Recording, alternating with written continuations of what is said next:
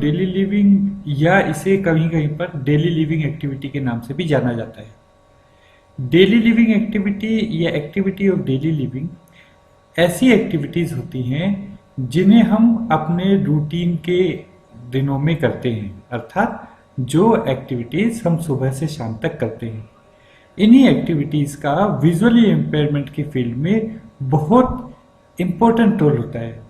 Visual impairment की field में daily living activity या एक्टिविटी ऑफ डेली लिविंग से रिलेटेड बहुत सारी समस्याओं का सामना करना पड़ता है, जिसके बारे में मैं इस प्रेजेंटेशन में आप लोगों को बताऊंगा। एक्टिविटी ऑफ डेली लिविंग, सामान्य तौर पर एक्टिविटी ऑफ डेली लिविंग किसी भी एक ह्यूमन बीइंग के लाइफ में जो एक्टिविटीज होती हैं उन एक्टिविटीज को हम एक्टिविटी ऑफ डेली लिविंग कहते हैं। Activity of daily living comprises everything entailed in human life and relationship। जो भी आदमी के, मानव के जीवन में, उसके संबंधों में जिस तरह की भी एक्टिविटीज होती हैं वो सारी हम डेली लिविंग एक्टिविटी के अंदर या एक्टिविटी ऑफ डेली लिविंग के अंदर इंक्लूड करते हैं। These are the basic activities necessary during in ordinary days, अर्थात कि ये ऐसी एक्टिविटीज होती हैं जो हम अपने सामान्य दिनचर्या में यूज करते हैं और बड़ी सामान्य सी एक्टिविटीज होती हैं। There are hundreds of activities which a person performs from the moment he wakes up in the morning till he goes to sleep at night, यानी कि इसके अंदर उन सभी एक्टिविटीज को इंक्लूड किया जाता है जो कि एक व्यक्ति के द्वारा सुबह उठते ही, उठने के बाद और रात को सोने तक जितनी भी एक्टिविटीज होती है उन सब एक्टिविटीज को एक्टिविटी ऑफ डेली लिविंग के अंदर इंक्लूड किया जाता है। सामान्य तौर पर आप देखेंगे तो बहुत सारी एक्टिविटीज ऐसी होती है जो हम लोग, यानी कि एक नॉन डिसेबल्ड व्यक्ति चीजों को देखकर सीख लेता है, जैसे ग्लास को पकड़ना, पानी पीना, खाना खाना, रोटी को तोड़ना। हालांकि शुरू में इनिशियल स्टेज पर ये सारी एक्टिविटीज एकदम परफेक्ट नहीं होती है, मगर जैसे जैसे ये एक्टिविटीज विजुअल साइटेड व्यक्ति द्वारा की जाती है उसमें मास्टरी होती रहती है। क्यों? उसका रीजन ये है कि साइटेड व्यक्ति एक नॉर्मल तरीके से उन चीजों को, उन एक्टिविटीज को ऑब्जर्व करता है जो दूसरे व्यक्तियों द्वारा की जाती है। Large part of our daily living activities हम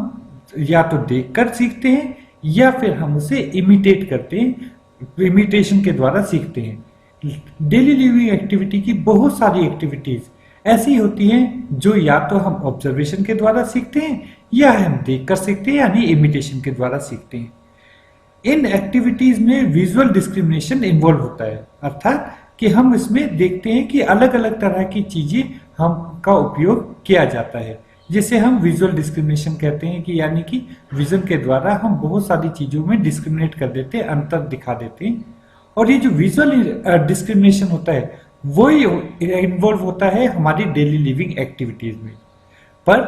जब एक विजुअली इंपेयर्ड बच्चा सामने आ जाता है तो ये एक्टिविटीज बहुत डिफिकल्ट हो जाती हैं किसी भी विजुअली इंपेयर्ड बच्चे के लिए, क्योंकि विजुअली इंपेयर्ड बच्चा चीजों को ऑब्जर्व नहीं कर पाता है, और यदि बच्चा चीजों को ऑब्जर्व नहीं करेगा तो उसे इमिटेशन करने में समस्या आती है। Through his other sense, he may got an idea of what is going on, but he can't learn the exact procedure। कि वो अपने दूसरी सेंसेस के, विजन की एब्सेंस में दूसरी सेंसेस में ये पता तो लगा लेता है कि भी क्या चल रहा है, क्या हो रहा है, उसका थोड़ा बहुत आइडिया लगा लेता है, मगर एग्जैक्टली वो उन सब चीजों को नहीं सीख पाता जो कि एक साइटेड बच्चा ऑब्जर्व करके सीख लेता है। ये भी देखा गया है कि यदि विजुअली इंपेयर्ड बच्चा है तो उसे इन सब चीजों को या डेली लिविंग एक्टिविटीज को सीखने में जो कॉन्फिडेंस होता है उस कॉन्फिडेंस के लॉस होता है, यानी कि विजुअली इंपेयर्ड बच्चा डेली लिविंग एक्टिविटीज को सीखने में इतना कॉन्फिडेंट नहीं हो पाता जितना कि एक साइटेड बच्चा होता है। अर्थात उसमें जो विजन के रिटार्ड की वजह से या विजन एम्पेयरमेंट की वजह से या लॉस ऑफ विजन की वजह से वो बच्चे का कॉन्फिडेंस भी लूज हो जाता है, और उसकी वजह से वो डेली लिविंग एक्टिविटीज उस तरह से नहीं कर पाता है जिस तरह से एक साइटेड व्यक्ति या साइटेड बच्चा करता है। एट द सेम टाइम वह ऐसा भी देखा गया है कि विजुअली इंपेयर्ड बच्चों में इस तरह की एक्टिविटीज करने के लिए अपॉर्चुनिटी नहीं दी जाती है या ऐसा एनवायरनमेंट क्रिएट नहीं किया जाता है जिससे कि बच्चा डेली लिविंग एक्टिविटी को सीख सके।